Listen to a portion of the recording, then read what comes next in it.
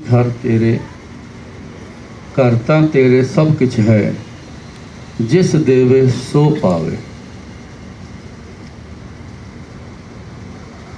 ये सब कुछ मैं 85 से गुरुजी के साथ रहकर देखता चला आया, आज तक देख रहे हैं। करोड़ों दुनिया मेरी इस आँखों से देखी हुई है, कानों से सुना हुआ है। कितनी दुनिया दिक्कत लेके आई, कितनी दुनिया प्रॉब्लम लेके आई, उनका सबका सलूशन गुरु जी के पास है। बहुत कुछ देखने के बीच बीच में मैं कई बार हैरान हो जाता था कि सुनने में आया है, सुनते हैं, पिछला इतिहास भी है कि जितने महापुरुष गुरु पीर आए हैं, उनके बाद आज जो देखने में मिला, ऐसी कोई भी ऐसी गुंजाइश नहीं थी कि गुरु जी ने कभी किसी को कहा हो कि मैं इस मसले का हल नहीं करता। ऐसा कभी नहीं हुआ। बहुत नज़दीक से देखा है, दिन रात देखा है कि उनकी मेहरबानी थी कि गुरु जी ने अपने साथ मेरे को दिन रात रखा, तभी ये देखने का मौका मिला। घंटा 2 घंटे आना चले जाना, गुरु जी कुर्सी पर बैठे रहें, बहुत कम लोगों का दिखाई देता है। कोई दूर बैठा है, कोई नज़दीक बैठा है, किसी को पता चला है, किसी को नहीं पता चला है। तो मैं ये बिल्कुल सच कहता हूँ कि कभी भी ऐसा कोई इंसान गुरु जी ने वापस ऐसे कहकर नहीं भेजा। हाँ, किसी का टेस्ट लेना हो, उसने गुरु जी के पास टिकना है कि नहीं टिकना,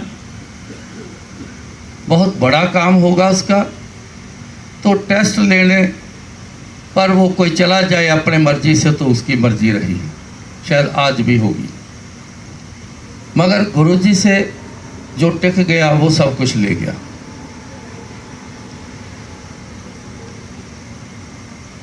मैं भी उन सज्जनों में हूँ। मैं गुरुजी से कैसे जुड़ा? 1970 में मेरी आंखों में इन्फ्लामेशन आई। डॉक्टर के पास गए, चेकअप किया तो उन्होंने बताया कि इन्फ्लामेशन इतनी ज़्यादा है, ना तो आई ड्रॉप्स काम करेंगे, ना कोई मेडिसिन खाने की काम करेगी। आंखों में सीधा इंजेक्शन लगाने पड़ेंगे।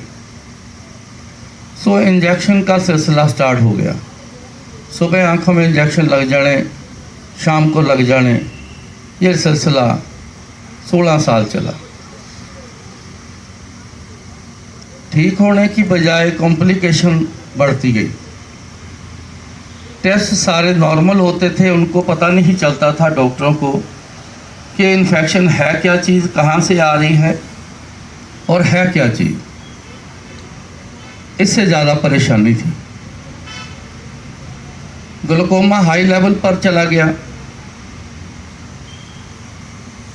प्यूपल कंजेस्टेड होने शुरू हो गए, आखिर में आके पिन पॉइंटेड हो गए, पर्दे बाकी सब खराब।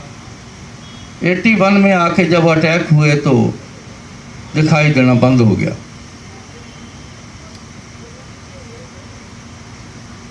82 में गुरुजी जलंधर आकर सेटल हुए थे। उनके सिस्टर की शादी करनी थी, वो कपूरथला शादी हुई है उसकी। उस सिलसिले में जलंधर शहर बैंक्वेट हॉल चुना गया, तो शादी के सिलसिले में आए तो गुरुजी वहीं सेटल हो गए।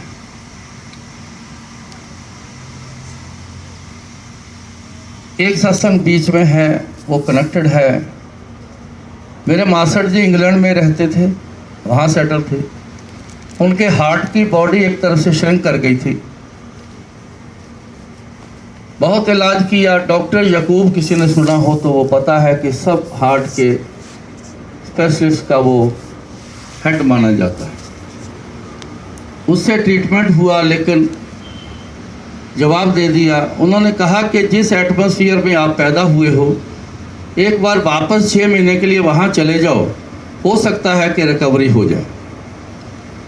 उस लिहाज से वो जलंधर आ गए। आते ही उनको पता चला कि एक नौजवान से लड़के हैं, उनको गुरुजी कहते हैं, बड़े करिश्मे करते हैं। वो वहाँ चले गए गुरुजी के पास। जाते ही गुरुजी ने उनका ट्रीटमेंट किया। ट्रीटमेंट के बड़े तरीके थे गुरुजी के पास। चेस्ट पर पान के पत्ते लगाए और उनको कहा कि जा वापस इंग्लैंड जाके ही चेकअप करवाना है, यहाँ इंडिया में नहीं। तो तुरंत आके मेरे को वापस तो बताओ कि क्या हाल है तुम्हारा। वो गए इंग्लैंड, चेकअप हुआ। हैरान हो गए सारे डॉक्टर कि ऐसा क्या ट्रीटमेंट आपका हुआ है, हमें भी बताओ। फिर उन्होंने कहा कि आपके भी यहाँ संत होते हैं, हमारे भी वहाँ संत हैं, उनकी कृपा से मैं बिल्कुल ठीक हुआ हूँ। उन्होंने रिपोर्ट दे दी 100% ओके। वापस आए, गुरुजी को आके बताया कि गुरुजी देखो रिपोर्ट मेरी, मैं बिल्कुल ठीक हो गया हूँ।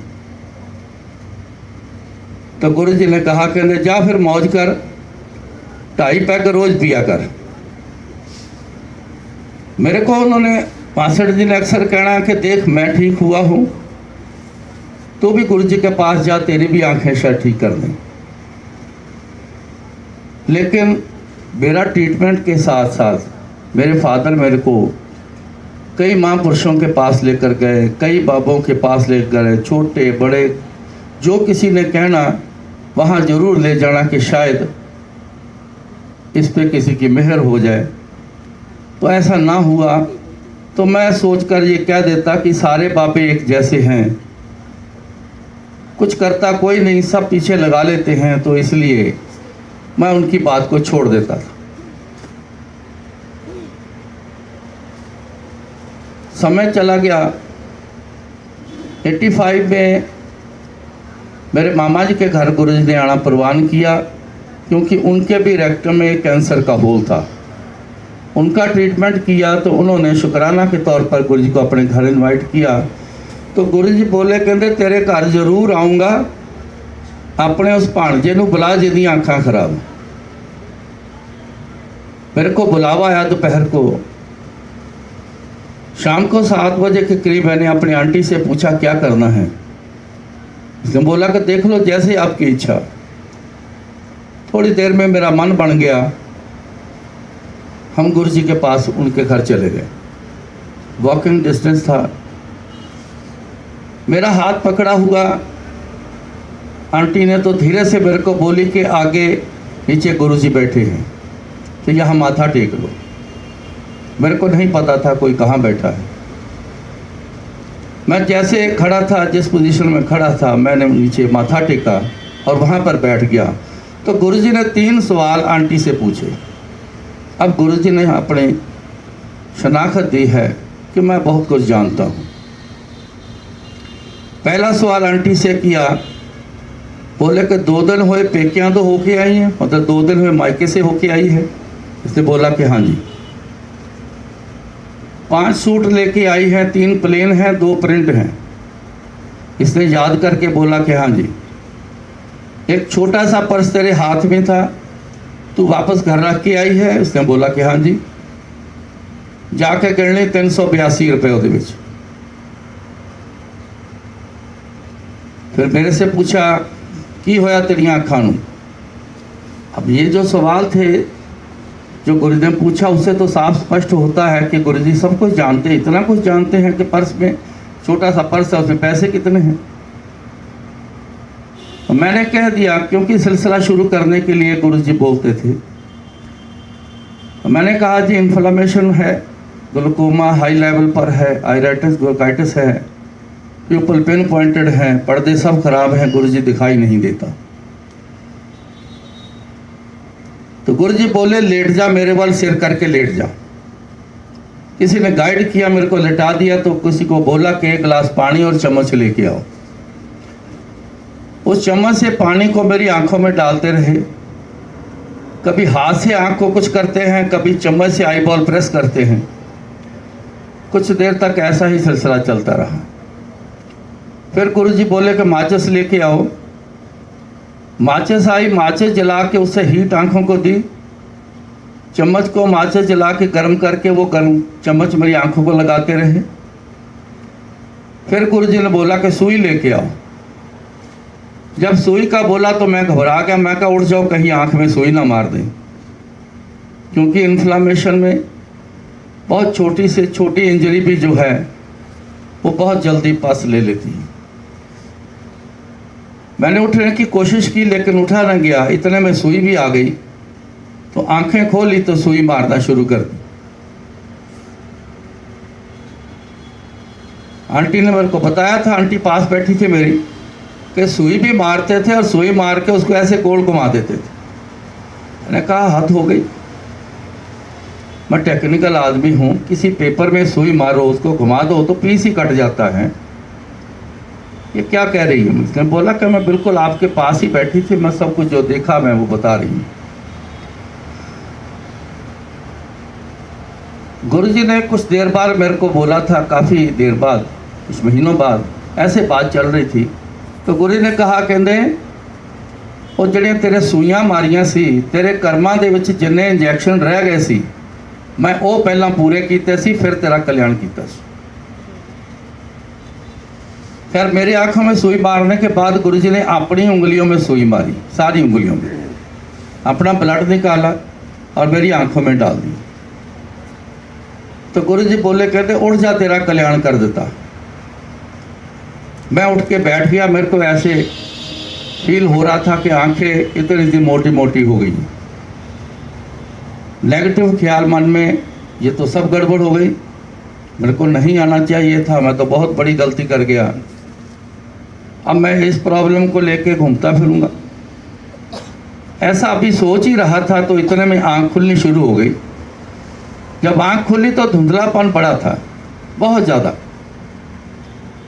और जो मेरे आगे आके बैठे थे वो बहुत हल्के हल्के मेरे को दिखाई देने शुरू हुए, जैसे शैडो होता है, शक्ल नहीं किसी की पता, इतना हल्का दिखाई देना शुरू हुआ।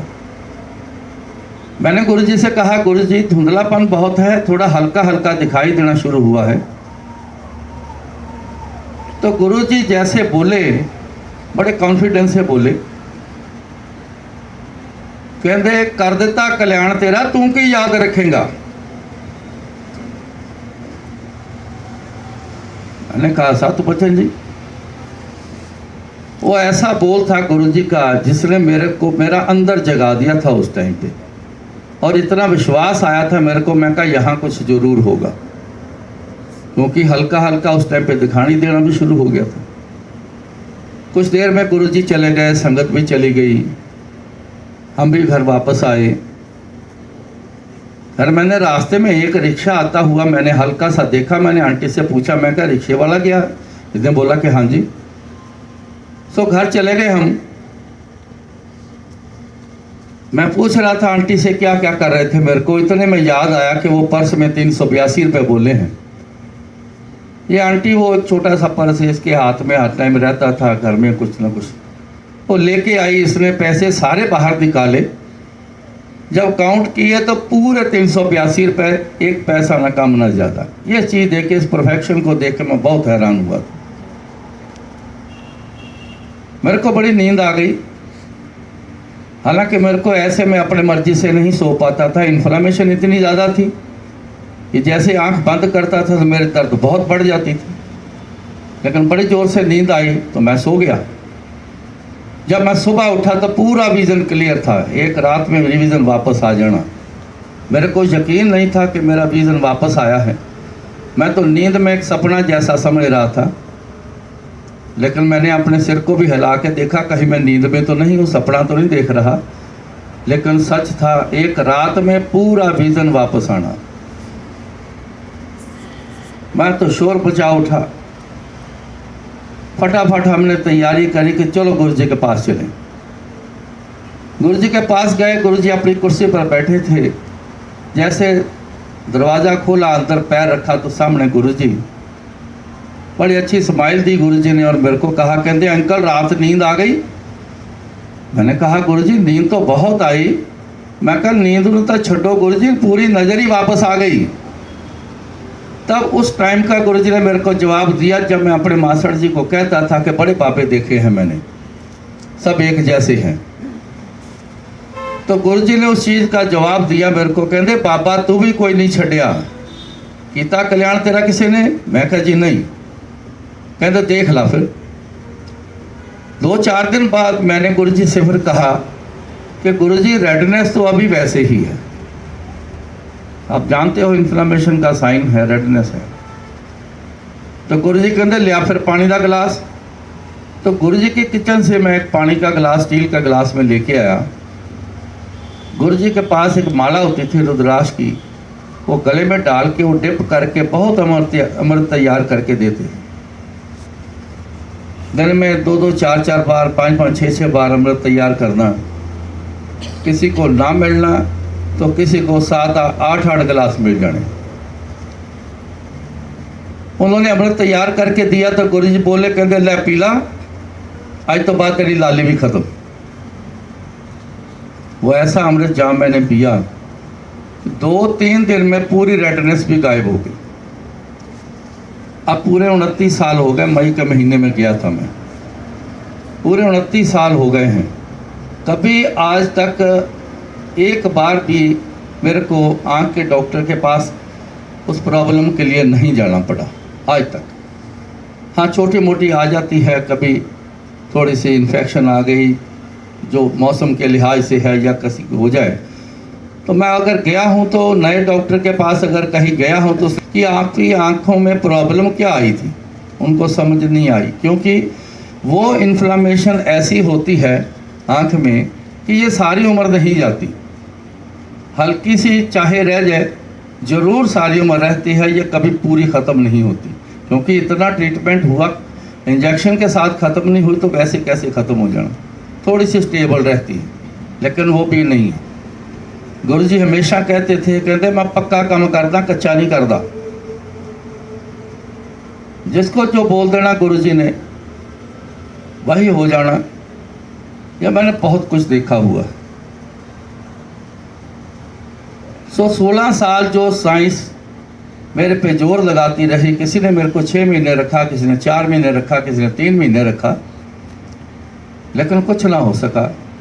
सो वो गुरु जी ने कर दिखाया।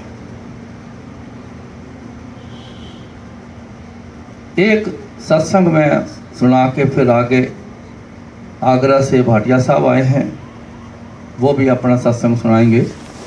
तो समय हमें ज़्यादा ना लो, क्योंकि सबको पता है कि गुरु जी के क्या क्या करिश्मे हैं। हम सुनाने लगे तो शायद कई महीने साल ही निकाल दें, जितना कुछ दिखा है मेरे फादर के। अब इसमें सत्संग में आप थोड़ा सा ख्याल रखना, ध्यान देना इस बात पे। ये बीमारियां छोटा मोटा, या गुरु जी कहते थे ये तो बहुत छोटी छोटियां गल्लां जिहड़ियां तुसीं मैनूं आके दस दिओ, कोई चंगी चीज़ मेरे को मंगो। मैं तो इन्ना कुछ लैके बैठा, कोई बंदा आंदा ही नहीं मेरे को जो कोई चंगी चीज़ मंग ले। सब कोई लत्त दुखदी, कोई बांह दुखदी, कोई शुगर हो गई, कोई कैंसर हो गया, कोई कुछ हो गया, सब इसे पीछे ही। मेरे फादर के रेक्टम में कैंसर का ट्यूमर हो गया, ट्रीटमेंट चलता रहा, लेकिन आगे जाके डॉक्टर ने कहा कि ट्यूमर ट्रीटमेंट होने के बावजूद इतनी स्पीड से अब बढ़ना शुरू हो गया है कि कुछ ही दिनों में इनका स्टूल आना बंद हो जाएगा, और जो स्टूल है सारा वोमिटिंग के रास्ते फिर बाहर आता है। इतनी ये गंदी बीमारी है। मेरे फादर ने सुन लिया, वो घबरा गए कि ऐसी पोजीशन में मैंने आना है। उन्होंने फटाफट लुधियाने थे मेरे छोटे ब्रदर के पास, वो कहने लगे कि अभी चल गुरु जी के पास। शाम को आ गए 4, 4:30 बजे। गुरु जी पहली शिफ्ट लगा के हॉल में ऐसे नीचे बैठ जाते थे, बैठे हुए थे। तो गेट नॉक हुआ, मैं गया, जाके देखा तो मेरे फादर थे। अंदर आए तो उन्होंने पूछा, आओ पिंडर साहब कितना आए हो? बैठ गए, तो बैठ के उन्होंने बताया कि ऐसा ऐसा डॉक्टर ने बताया है कि गुरुजी अगर आपने मेरे को ठीक ना किया, मैं नरक नहीं भोगूंगा, मैं खुदकुशी कर लूँगा। ये उनकी अब मौज की बात है। या तो मौज में महापुरुषों को, गुरुओं को, परमात्मा को लाना पड़ता है। बाई चांस वो खुद ही मौज में आ जाएं तो उनकी मर्ज़ी। वो खुद ही मौज में वो ऐसा बोल गए, कहते पिंडर साहब तुसी घबराओ ना मैं इत्थे नरक भोगण देंगा ना उत्थे। अब ये है सिरे की बात जो गुरु जी ने बोली है। अब आप थोड़ा सा ध्यान देंगे कि इतनी पावर गुरु जी के पास के ऐसे भी डील करते हैं। उन्होंने मेरे को कहा जा जग में पानी लेके आ, तो मैं लेके आया। गुरु ने वही माला टिप करके अमृत बना के उनको दे दिया। कहते जाओ जग ही ले जाओ, थोड़ा थोड़ा पीते रहना। वो चले गए। कुछ दिनों बाद मेरे को ऐसे हॉल से अपने रूम में जाना, तो मैं साथ साथ ही रहता था। तो मैं साथ ही था, तो जैसे वो लॉबी में आए तो ऐसे मेरे शोल्डर पे बाजू रखी, कहते अंकल तेनों कोई गल कहनी है। मैं कहा जी हुक्म करो। वो बोले, कहते तेरे डैडी की ज़िंदगी नहीं है, उनकी उम्र नहीं है। तेनों पता मैं ट्यूमर श्यूमर मिनट च गायब कर देना, ऐसे चुटकी मार के बोले थे गुरु जी। तेनों पता मैं ट्यूमर गायब कर देना।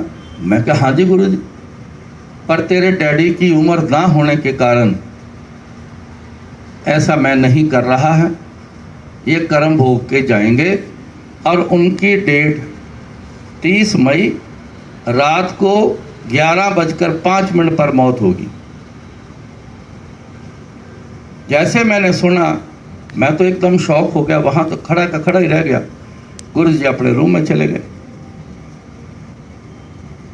मैं वहीं बैठ गया। मैंने दिन गिनती किए तो शायद 26 दिन बाकी रहते थे। दिन निकल गए। 4 दिन पूरे पहले मेरे को गुरु जी ने कहा, कहते जा तू घर चले जा तो 4 दिन अपने डैडी की सेवा कर ला। तो 4 दिन पहले मेरे को घर भेज दिया। मैं चला गया।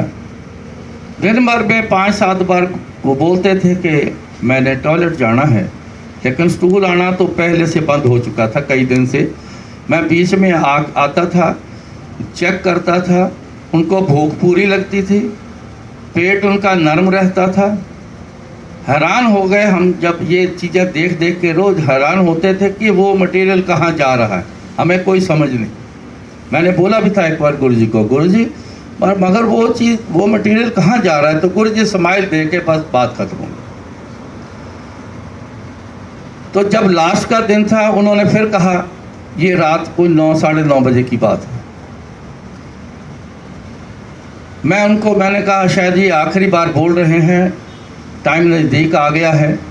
मैं ले गया उनको, टॉयलेट में बिठाया। तो मैं खुद बाहर ऐसे दीवार के साथ खड़ा हूँ। लेफ़्ट साइड पे मेरे मेन डोर था हमारे घर का, ज़्यादा से ज़्यादा 10-12 फुट दूरी पर। मेरे को ऐसा लगा जैसे एक साइड से दरवाज़ा खुला, क्योंकि थोड़ा सा ब्लैक दिखा। तो मैंने कहा दरवाज़ा खुला है, मैं दरवाज़ा बंद कर दूँ। मैंने जैसे एक स्टेप लिया, दूसरा ले रहा था, वो दरवाज़ा बंद नहीं था, वहाँ कोई खड़ा था काले रंग के। जैसे मेरे को ऐसा समझ आई कोई स्किन फिट, जैसे सिर से लेके पाँव तक किसी ने ड्रेस पहनी हो, ब्लैक कलर की। शक्ल सूरत कुछ नहीं, बड़ा अजीब सा बॉडी स्ट्रक्चर, ऐसे यहाँ से तीखा, ऊपर से चौड़ा, शोल्डर पीछे को निकले हुए। एक उनके पीछे खड़ा, वो उसके शोल्डर से देख रहा है। ये कोई सेकंड की बातें हैं। जैसे मैंने देखा मेरे को समझ आई, उनकी वाइब्रेशन मेरे को आई, बड़ी खौफनाक वाइब्रेशन मेरे को मिली। तो अपने आप मेरे अंदर से एक चीख निकल गई। जब वो चीख निकली तो चीख में मेरे मुंह से एक लाइन निकल गई कि इत्थे गुरु जी दा पैर आया। ये मेरे से बोल निकला। तो मैं हैरान हो गया। मैं आज भी बताता हूँ, तुरंत मेरे को वो जवाब आता है, मेरे कानों ने सुना है। कहते ताही असी अंदर नहीं आउंदे। मैं फटाफट दरवाज़ा खोला, अपने फादर को उठाया कि चलो चलो चलो जल्दी करो अंदर चलो। मैं उसको अंदर लेके गया, लिटाया, भाग के बाहर आया कि वो दरवाजे पर थी, अब कहाँ आए हैं। लेकिन कुछ दिखाई नहीं दिया, कुछ समझ नहीं आया वो कहाँ है कहाँ नहीं। 5 7 10 बार मैंने देखा बाहर आके। मेरे घर वाले पूछ रहे क्या हुआ है, तू घबराया बड़ा है, क्या हुआ तेरे को, बार बार तू बाहर क्या देखता है।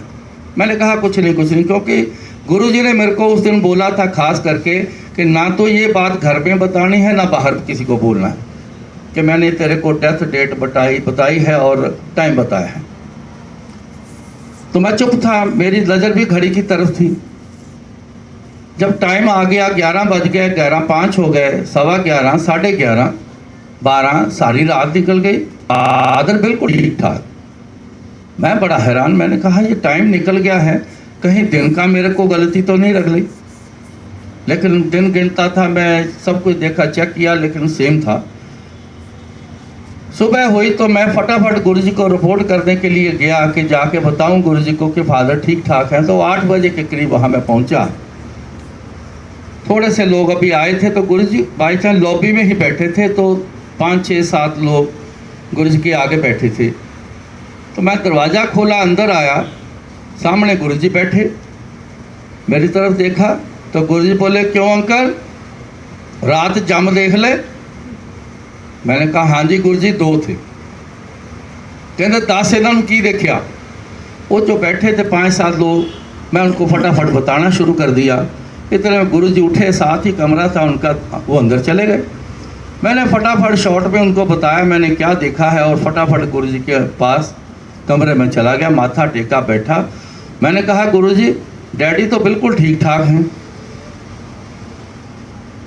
अब बात ध्यान से सुनना, गुरुजी की बातें सुनना।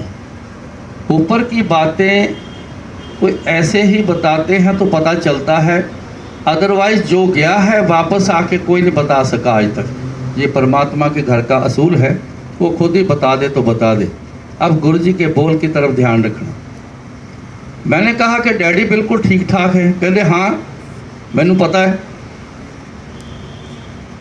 तो गुरुजी बोले, कहते मैं उन्होंने नाल एक वायदा किया सी, क्योंकि मैं जब पंजाबी तब बोल रहा हूँ, गुरुजी का वर्ड टू वर्ड आपको सुना रहा हूँ। मैं तेरे डैडी नाल वायदा किया सी, ना इत्थे नरक भोगण देंगा ना उथे। बीच में मैं भूल गया था, मेरे को उस टाइम याद आया कि हाँ आते ही गुरुजी ने ऐसा बोला था। तो आगे गुरुजी बोले, मैं अपनी जिंदगी तो 3 दिन उन्होंने दे दिते। उस 3 दिनों के विच अपना कर्म भोग पूरा करेंगे। कर्मों का भोग ख्याल रखना, सबका होगा, सबका होता आया है, आगे भी चलना है। ये सिस्टम उसका ऐसा है। जितनी मर्जी हाय हाय कर लें, जो मर्जी कर लें, अपने ही कर्मों का किया हुआ जो जब फल आगे आता है तो हम ही हाय हाय करते हैं। तो कहते इन 3 दिनों के विच अपने कर्म पूरे करेंगे। आगे लाइन बोली कि बैलेंस शीट जब तक नील नहीं होती, डेबिट क्रेडिट नील नहीं होता, तो आगे अकाउंट चलता रहता है, खाते चलते रहते हैं। मतलब जन्म होते रहते हैं, जन्म मरण ये सिलसिला चलता ही रहता है। पता नहीं हम कितने जन्म से आ रहे हैं, कितने जन्म कैसे कैसे जन्म लिए हैं, कर्मों के हिसाब से जन्म मिलता है। आगे पता नहीं कितने खड़े हैं हमारे लिए जन्म। लेकिन गुरुजी के मुताबिक जो उन्होंने एक्सप्लेन किया वो ये है। तो टाइम कहते हैं वही रहेगा 11:05। तो अब तू चाय पी ले और तू घर चला जा। मैंने वहाँ चाय प्रसाद पिया, घर चला गया। जब मैं घर चला गया तो मेरे जाने के कुछ देर बाद उनके पेन स्टार्ट हो गई। हम पूछ रहे हैं कहाँ पेन हो रही, उन्हें कुछ समझ नहीं आ रही। इतनी ज़बरदस्त पेन उनके 2.5 दिन पूरे पेन हुई, पूरे 2.5 दिन रात हुई।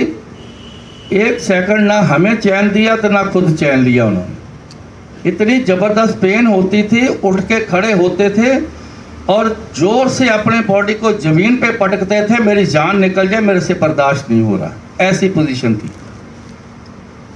आखिर के आधा दिन जब रह गया तो फिर वो शांत हो गए। अब कर्मों का भोग पूरा करवा दिया गुरुजी ने। मेरे को जो समझ आता है कि जितने कर्म रह गए थे वो सारे इकट्ठे करके वो 2.5 दिन में पूरे उनके कर्म भोग करवा दिए। तो आधा दिन में शांत रह गए। उनके मुंह से 2 वर्ड निकलने शुरू हुए, वाहेगुरु वाहेगुरु, धन गुरु जी, धन गुरु जी। ये पूरा 11:05 तक एक भी ब्रेक नहीं ली, वो बोलते ही रहे। और जैसे 11:05 हुए, 3 सांस उन्होंने उखड़े से लिए हैं, शरीर छोड़ दिया। अब आप इस गुरु जी की लीला से समझ सकते हैं गुरु जी क्या पावर हैं। आज कोई भी शख्स ये ना समझे कि गुरु जी शरीर छोड़ गए हैं, शायद आज कुछ है या नहीं है। पुरानी संगत में काफ़ी लोग छोड़ चुके हैं, वो कहते हैं गुरु जी चले गए, बस अब क्या रह गया, वो रह गए हैं। लेकिन आप संगत में बैठते हो, देखते हो, पहले से भी बहुत ज़्यादा। अंदर जाके देखो तो सही जरा, क्या क्या लोग कैसे कैसे अपने अपने सत्संग सुनाते हैं, मैं भी देखता हूँ।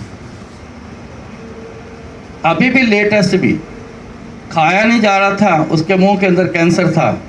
मैंने कहा जी आप खाओ, अभी देखना आपके अंदर ये खाना जाएगा, ये लंगर जाएगा।